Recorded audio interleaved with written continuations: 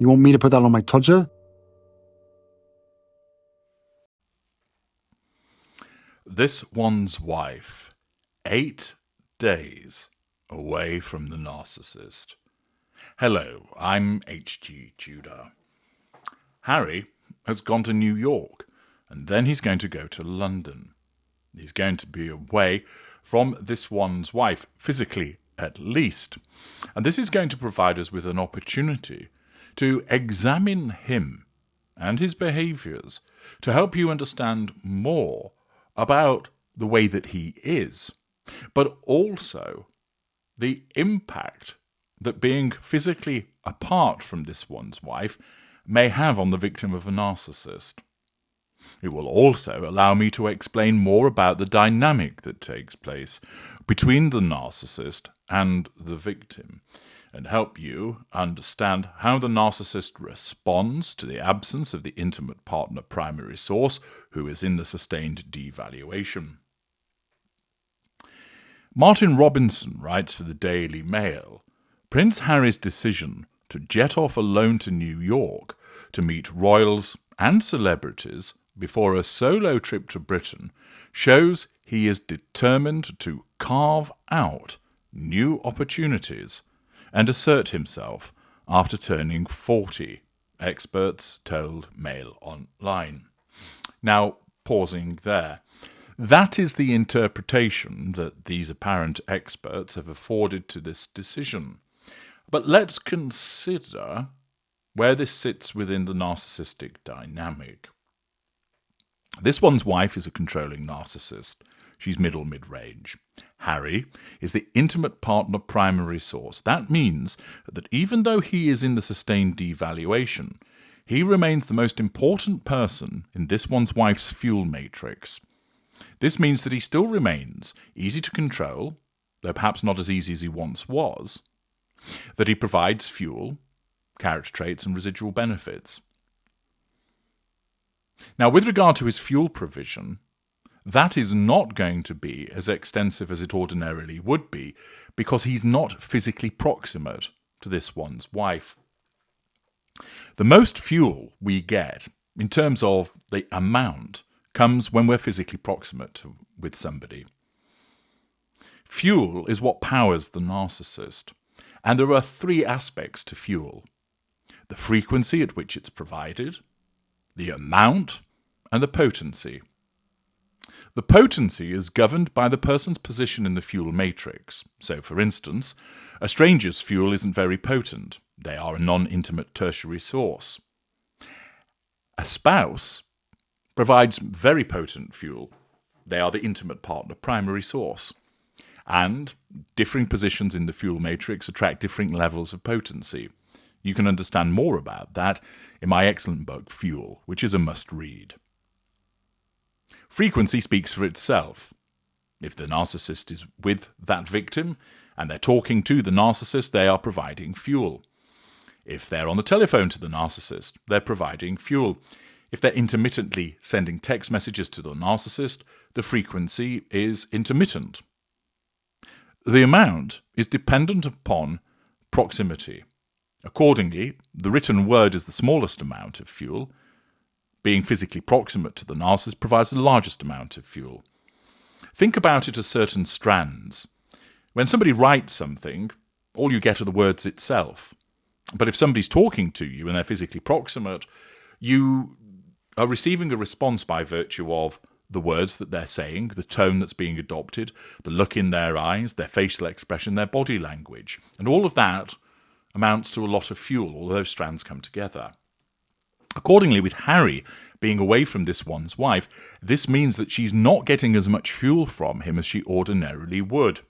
That's not going to cause her a massive problem because there are other people in the fuel matrix that she can turn to.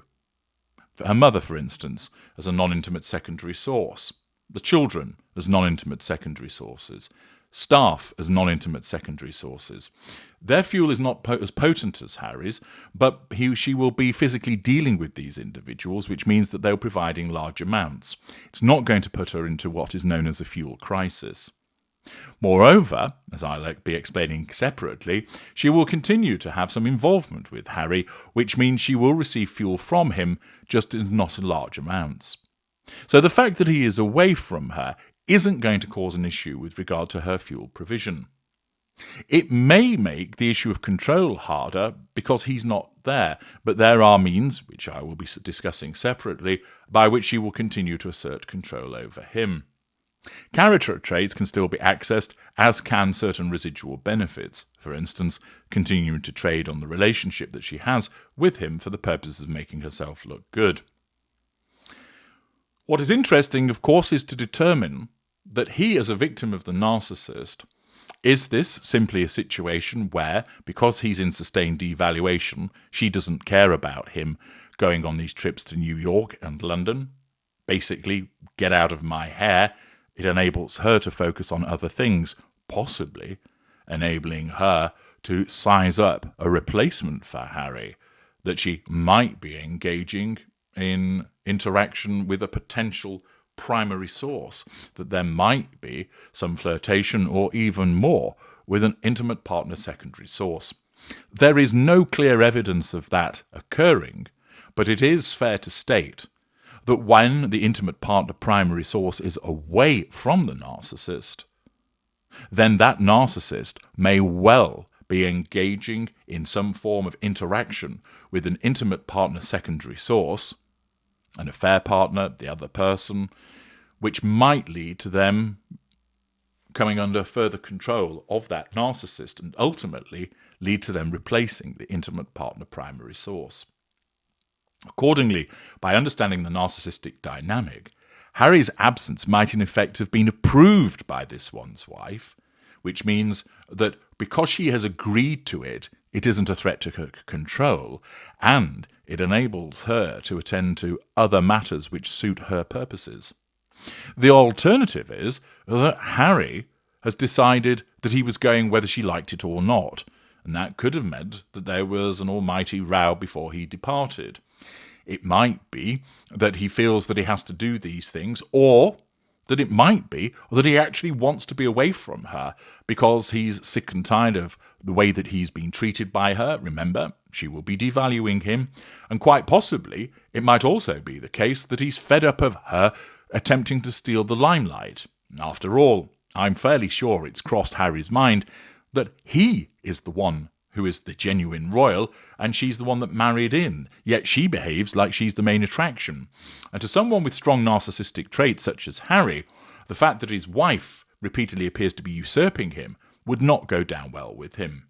And therefore, there is a distinct possibility that he may well have said, I'm going to do these things. No, I'm going to do them without you. And he also knew that she wouldn't want to come to London because of the fact that, as we know, although he doesn't recognise this, her narcissism deems the United Kingdom as a hostile place, so she won't visit in order to avoid that threat to control. Harry just knows that she doesn't want to come to the United Kingdom, and on this occasion, he might be using it to his advantage.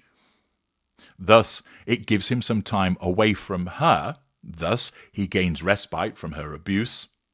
Furthermore, it might also be the case that he wants to be able to be the main point of attention, that he wants to avoid being usurped by his wife, and thus he's decided that's what he's going to do.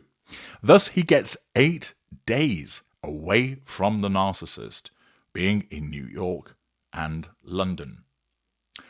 What are your thoughts in relation to this? Do you think that this one's wife has sanctioned this trip, that she's content for him to go, therefore it's not a threat to control and it's going to allow her to attend to other machinations? Or do you think that Harry for once has put his foot down and that she hasn't liked the fact that he's going, but he said, tough titty, I'm doing it? Let me know your thoughts in the comments section as we continue to analyse this trip and how Harry behaves and how it impacts on the dynamic between the two of them. I'm H.G. Tudor. Thank you for listening.